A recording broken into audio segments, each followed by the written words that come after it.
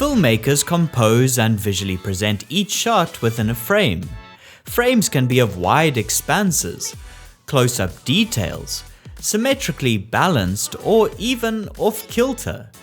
It's also probably the easiest cinematography skill to practice, as all you need is to be able to snap away on a camera, including the one on the back of your phone.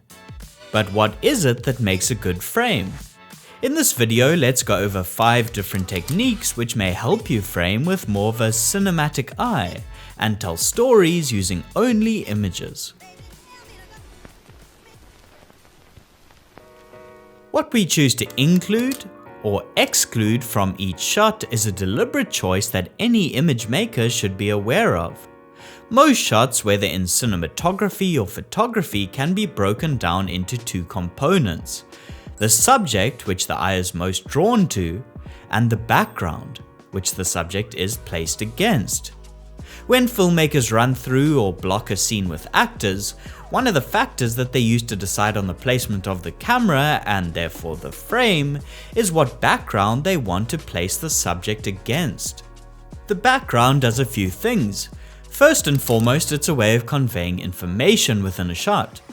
An isolated, tighter shot of a character against a white wall background includes limited information for the audience, while shooting a character in front of a wider, carefully dressed set with windows reveals several layers of information. This person is sitting in a shabby dressing room, so perhaps he's a performer. The high-rise building outside suggests that it's in a city. He's interacting with another character, but because he is in sharp focus, the camera is suggesting that the man sitting is the main subject in the scene. For more untraditional, atmospheric filmmakers who let stories play out slowly without much exposition, how they present each frame is especially important for the audience to glean as much information about the characters and their environment as they can. A background can either be flat or have depth. This depends on the distance between the subject of the shot in the foreground and the distance to the objects in the background. Normally, shots which have more depth to them are considered a bit more cinematic, as they create more separation between the foreground and the background, and therefore a greater feeling of dimensionality and more of an illusion of reality. Like this shot, which places a wall of high-rises far off in the distance, rendering the looming city with a sense of scope, while at the same time isolating the character. This is also why documentary filmmakers often try to pull their interview subjects away from walls or backgrounds, both to render them more out of focus and to create more depth in the frame. Each frame is not only affected by the direction in which the camera is pointed, but also by the focal length of the lens that is chosen. The focal length is the degree of magnification that a lens has and is denoted in millimeters. An easy way to start thinking about focal lengths is by breaking them into 3 camps: wide-angle lenses, medium lenses, and telephoto lenses. There aren't any official millimeter categories when it comes to grouping focal lengths, but I generally think of Super 35 spherical wide-angle lenses being somewhere between 16 and 25mm, with medium focal lengths being around 35 to 65mm, and telephoto lenses approximately 75mm or longer. Not only do wide, medium, and telephoto lenses provide different levels of magnification, but they also change how the background of a frame is rendered. The wider the focal length, the more the frame will be distorted and stretched, and therefore the more background you will see. Whereas the longer the focal length, the more the frame will be compressed, and the less background you will see. Therefore, when framing a close-up shot of a subject, it's important to consider whether you want to use a super wide-angle lens with the camera physically closer to the actor that displays more information in the background, or whether you want to frame using a telephoto lens with the camera further away from the actor and show less of the background with a shallow depth of field.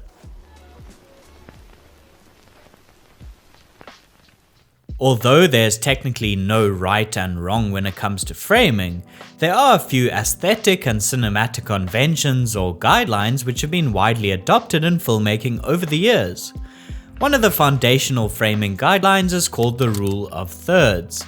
This principle suggests dividing the frame into 9 segments made up of 2 evenly spaced vertical lines and 2 evenly spaced horizontal lines.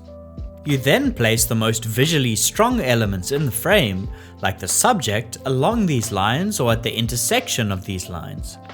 Probably the easiest example to show this is by framing the horizon.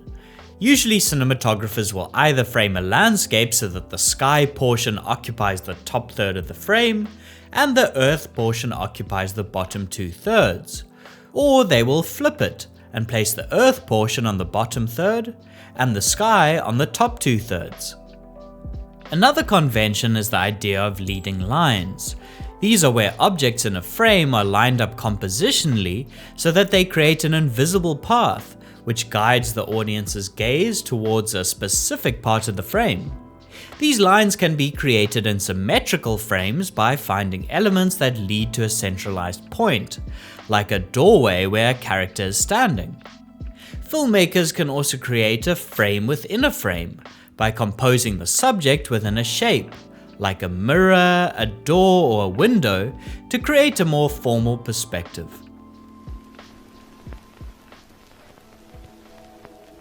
One of the most important decisions there is when it comes to framing is deciding how wide or tight you want your shot to be.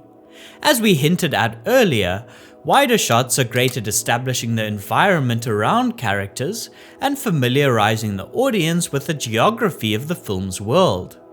While tighter shots, where the subject occupies a larger area within the frame, can be used to punch in and highlight details, whether those are an important object in the story or to better read and emphasize with the emotion on someone's face. I've made a whole video on shot sizes before, which I'll link below, but I think the biggest takeaway from it is the idea that in life, our proximity to a person defines our emotional relationship to them.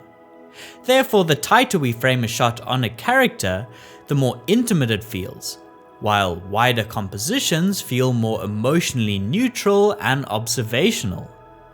At the same time, the angle at which we point the camera at a subject also has a large effect on how frames can be perceived by audiences. Most shots in filmmaking are taken from a neutral or medium angle, where the camera is positioned roughly at the eye level height of a character without any significant vertical tilt. This approximates the viewer's own eye level and creates a level of empathy and identification with characters. It also conveys a sense of normalcy and realism as it's not visually jarring.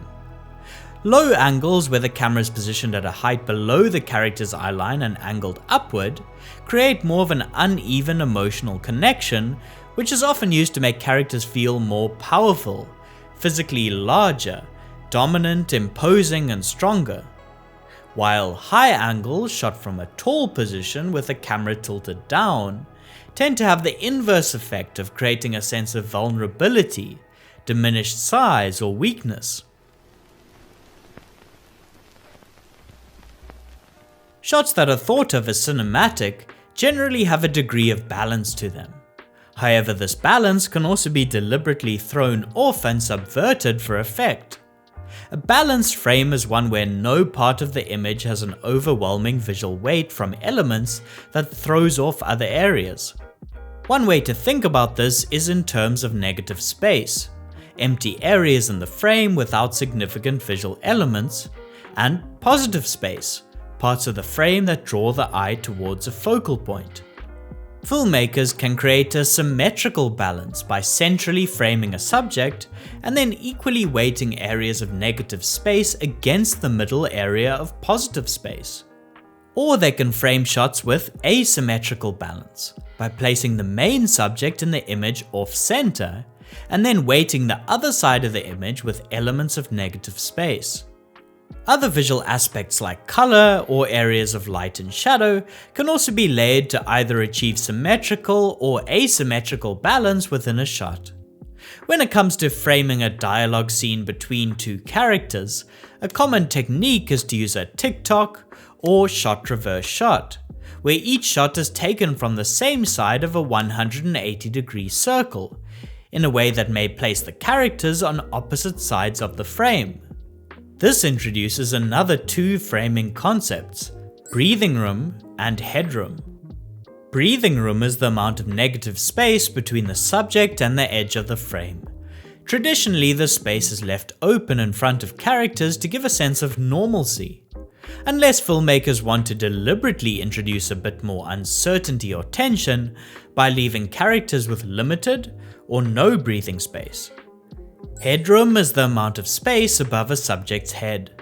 This can either be traditionally framed so that there is some negative space above the character, or the subject can be given a haircut so that they have no headroom and the top of their scalp is framed out, which may make the shot feel a bit tighter, more intimate, and even tense. There's no magic tool that will allow you to create perfectly cinematic frames, probably because there's not really such a thing as a perfectly cinematic frame. Some movies may need uglier, off-kilter shots, while others may benefit from a more precise symmetrical form. It always comes down to forming a perspective on a story that you then translate into a look. Every brain will do this differently and interpret how the world is framed in different ways. But hopefully the next time you are practicing snapping photos or composing your next shot, you will have some of these techniques in the back of your mind that you can use to manipulate how you want your images to look. This video was made possible thanks to all the incredible members on Patreon whose donations keep this channel going. If you're interested in supporting, please go check out the in-depth Cine Patreon or grab some of the original merch. Otherwise, until next time, thanks for watching and goodbye.